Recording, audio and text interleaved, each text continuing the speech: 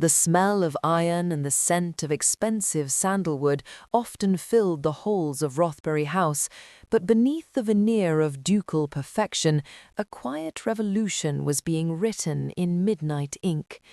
They called him the Duke of Iron, a man carved from the very Victorian industry that funded his seat in the Lords. They called her the Duchess of Ink, though only in the shadows of the printing presses where her words ignited fires that even his wealth couldn't quench. This is a story of a marriage born of debt, a heart fueled by justice, and the moment a woman used her husband's greatest power to dismantle his world, only to find the man she never knew hiding beneath the crown. If you are captivated by a love that defies the boundaries of class and secrets, please subscribe and like this video. Comment below and let me know which historical era you find the most romantic. Chapter 1: The Ledger and the Lace. The silence in the grand dining room of Rothbury House was not a peaceful one. It was a heavy, suffocating thing, measured by the rhythmic, agonizing tick of a long case clock. Eliza sat at the far end of the mahogany table, her spine as straight as the corset bones digging into her ribs. Across the vast expanse of silver and crystal sat Richard, the 7th Duke of Rothbury. To the rest of the ton, he was a marvel of British stoicism, a man whose cravats were never wrinkled and whose emotions were never glimpsed. To Eliza, he was the man who had bought her. "The soup is cold," Richard said, his voice a low, melodic baritone that nonetheless felt like a closing shutter. He didn't look up from his plate. "I shall speak to the cook," Eliza replied softly, her voice the model of ducal propriety. Beneath the table, however, her fingers were stained. No matter how hard she scrubbed with lemon water and pumice, the ghost of printer's ink lingered in the cuticles of her right hand. It was the mark of her treason. By day, she was the decorative Duchess of Rothbury, the woman whose father had traded her hand to settle a gambling debt that would have shamed a prince. But by night, when the house fell into the deep slumber of the wealthy, she was the Northern Star. She was the voice of the voiceless. Her pamphlets, printed on cheap rag paper in the soot-stained corners of Cheapside, were currently circulating through the very factories Richard owned. She wrote of the Black Lung factory, a hellscape of soot and locked doors, and she did so with a fury that surprised even herself. Richard finally looked up. His eyes, a piercing, stormy gray, narrowed as they moved from her face to her hands, which she quickly hid in the folds of her silk skirts. "You look tired, Eliza," he remarked. There was a strange edge to his tone, not quite concern, but a sharp, probing curiosity. "You have been spending a great deal of time in your morning room, or so my sister tells me, and yet you are rarely there when I come to call." "I find the air in the house quite stifling, Grace," she lied, using the practiced ease of a woman who lived 2 lives. "I have been taking long walks in the gardens." "In the middle of the night?" The question hit the air like a gunshot. Eliza froze. Richard leaned back, his large, powerful hands resting on the table. He was a man of immense physical presence, a soldier-turned-statesman who looked as though he could crush a rebellion with a single word. "I have heard the side door creak at 2 in the morning," Richard continued, his voice dropping to a dangerous velvet growl. "I see the shadows under your eyes that no amount of rouge can mask, and I see the way you flinch when I come near you." Eliza felt a pulse of heat climb her neck. He thought she had a lover. The irony was a bitter pill to swallow. He imagined her in the arms of some dandy, whispering sweet nothings in a moonlit carriage, when in reality she was standing over a steaming press, her lungs burning with the fumes of lead and oil, listening to a widow cry about a son lost to a factory loom. "I do not flinch because of you, Richard," she said, and for the first time that evening her voice held the sharp, intelligent spark of the star. "I flinch because of this house. It is very quiet and very cold." Richard's jaw tightened. He stood, the chair scraping harshly against the floor. "I am a man of duty, Eliza. I provide. I protect. I took on your father's ruin without a single complaint because it was the honorable thing to do. In return, I ask only for the dignity of my name." He walked toward her, his boots clicking with military precision. He stopped just inches from her chair, leaning down until she could smell the clean scent of his soap and the faint, lingering aroma of the cigars he smoked while reviewing his ledgers. "If there is another man," he whispered, his eyes blazing with a jealousy he clearly hated himself for feeling, "tell me now. Do not make me find out through the whispers of the clubs." Eliza looked up at him, her heart hammering against her ribs like a trapped bird. She wanted to laugh. She wanted to scream. She wanted to tell him that the other man was his own greed, the way his family's factories broke the backs of children while he worried about the dignity of his name. "There is no one else," she said firmly. "I swear it on my life." He searched her face for a long, agonizing moment. For a second, the mask of the Duke of Iron slipped, and she saw a flicker of something raw, a yearning for a woman he didn't understand, a reach for a connection he didn't know how to forge. Then the iron returned.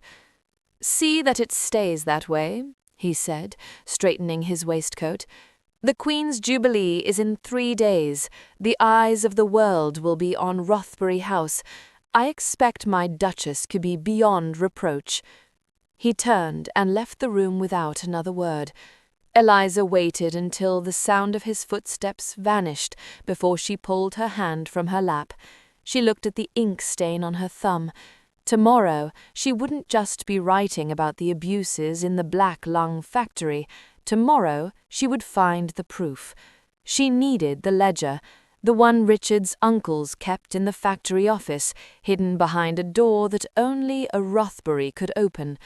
She looked at the heavy gold signet ring Richard had left on the sideboard earlier that day, a symbol of his absolute authority. To use it would be a betrayal of his person, his name, and the very marriage that kept her family from the poorhouse. She reached out and picked it up. It felt heavy, cold, and final. "I am sorry, Richard," she whispered to the empty, opulent room, "but you chose the name. I choose the truth." Chapter 2. The Signet and the Scandal. The night air in the north was not like the soft, lilac-scented breezes of Mayfair. It was thick with the taste of coal and the metallic tang of unwashed iron. Eliza pulled her cloak tighter, the coarse wool of her commoner disguise chafing against her neck. In her pocket, the Duke's signet ring felt like a hot coal. It was a massive, heavy piece of gold, engraved with the Rothbury crest, a lion rampant holding a broken spear. She stood before the gates of the Black Lung factory, the massive brick chimney belching black smoke into the moonlight like a dragon's breath. The gates were guarded by men with hard faces and heavy cudgels, men paid by her husband's family to ensure that the misery inside stayed inside. "State your business," the guard barked, his eyes raking over her dark cloak. Eliza didn't speak. She couldn't risk her accent betraying her. Instead, she held out her hand, the signet ring resting in her palm.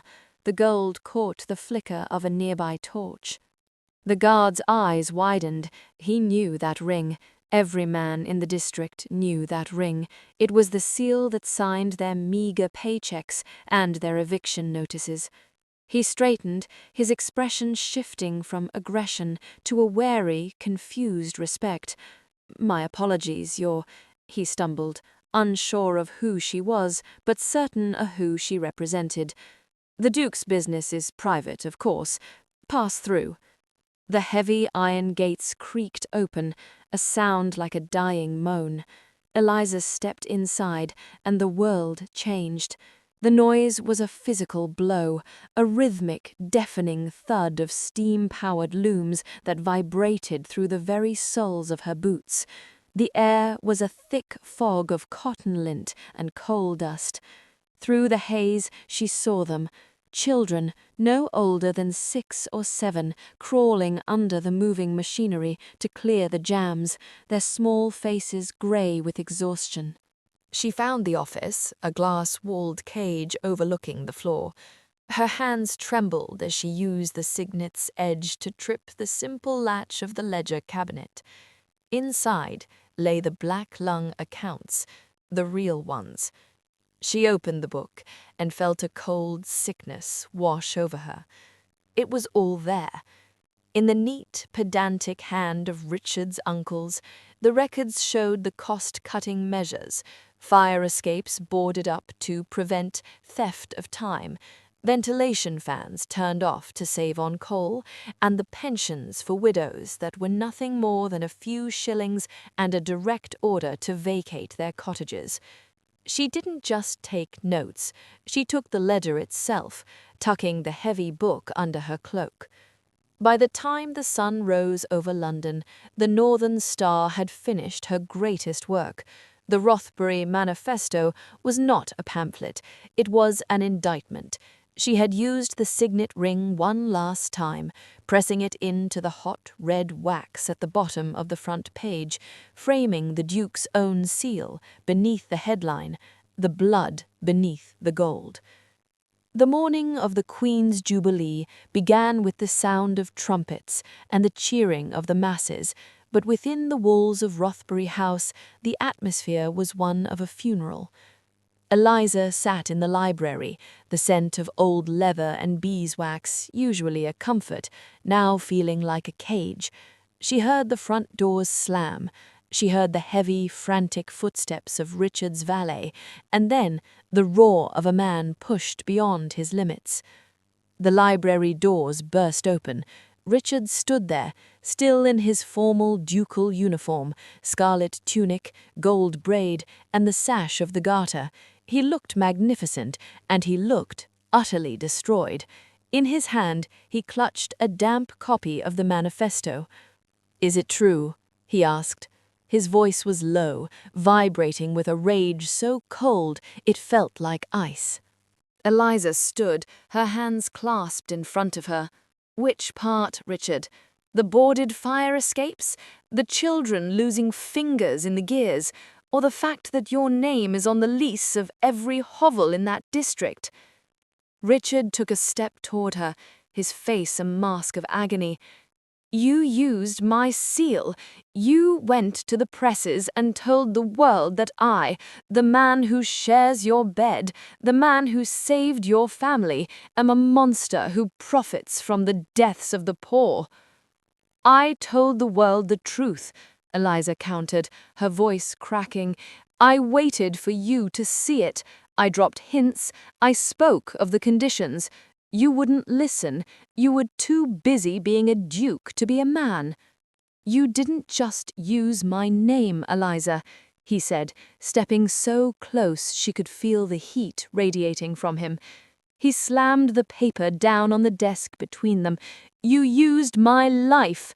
Do you have any idea what this means? The Queen has already sent word. I am to be stripped of my counsels. My uncles are calling for your arrest. And I—" He stopped, his voice breaking. "I was beginning to think you might actually care for me." "I do care for you," she cried, the tears finally spilling over. "That is why I had to do it. I couldn't love the man you were pretending to be, while the man you actually are was being strangled by those leeches you call family." Richard looked at the manifesto, then back at his wife. The silence stretched between them, a canyon filled with the ghosts of their secrets.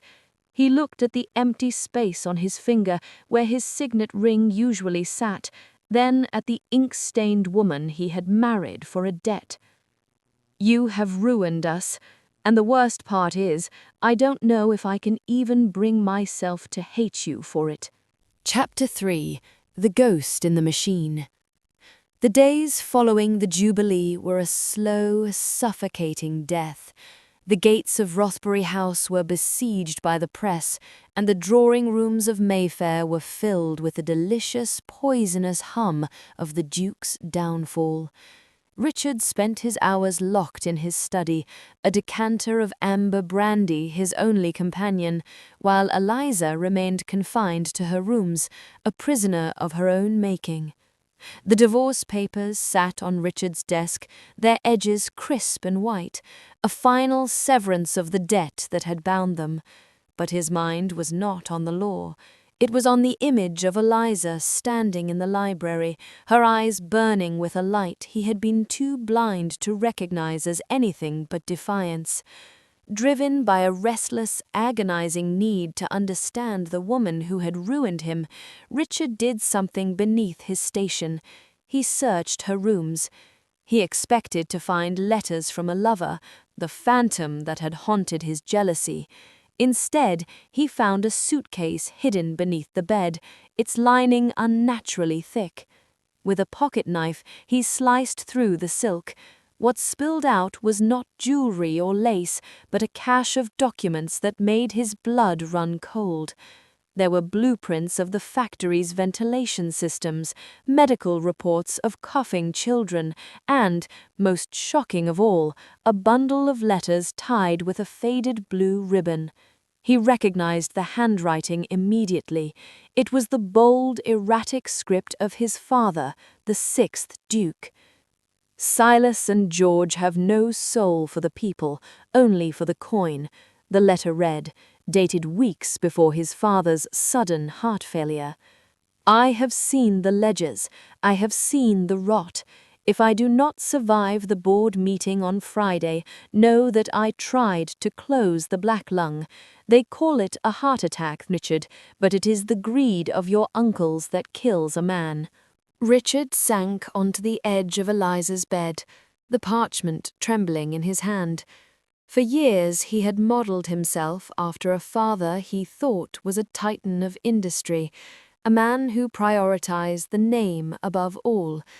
He had allowed his uncles, Lord Silas and Lord George, to guide his hand, believing their lies that the unrest in the north was merely the grumbling of the ungrateful. He had been a puppet, a gilded, iron-clad puppet. Eliza hadn't just been attacking his title, she had been finishing a war his father had started and lost his life. She had been the only one brave enough to pick up the broken spear. He thought of the ink on her fingers. It wasn't the mark of a radical, it was the mark of a protector. She had been protecting his father's legacy, even while he had been busy polishing the brass on a sinking ship. A soft sound at the door made him look up. Eliza stood there, her face pale, her hair loose and tumbling over her shoulders like a dark silk shroud. She saw the letters in his hand and stopped, her breath hitching. "I found them in the attic of the old estate," she whispered, her voice barely audible. "I didn't tell you because I didn't think you would believe me. I thought you were one of them." Richard stood, the weight of the ducal title feeling like a shroud he was finally ready to cast off. He walked toward her, not as a duke, but as a man stripped of his armor. "I have spent my life trying to be the man they told me my father was," Richard said, his voice thick with a raw, jagged emotion. "I thought I was protecting our history. I didn't realize I was guarding a graveyard." He reached out, his thumb brushing a stray smudge of ink on her cheek, a mark he once despised and now found more beautiful than any crown jewel. "You didn't ruin me, Eliza. You woke me up." The yearning that had simmered between them for months, the tension of two souls trapped in a marriage of convenience, suddenly snapped. In the quiet of the room, amidst the ruins of their old lives, Richard pulled her into his arms. It wasn't a gentle embrace, it was a desperate, hungry collision of truth and fire. He didn't want the Duchess, he wanted the rebel. He wanted the woman who had dared to set his world on fire just to show him the light. As the world outside clamored for their disgrace, Richard and Eliza found a strange, terrifying peace in each other's arms. The Duke of Iron had been forged in the flames of his wife's truth, and though they stood on the precipice of losing everything the world deemed valuable, they had finally gained the only thing worth keeping, a love that was no longer a debt to be paid, but a justice to be served.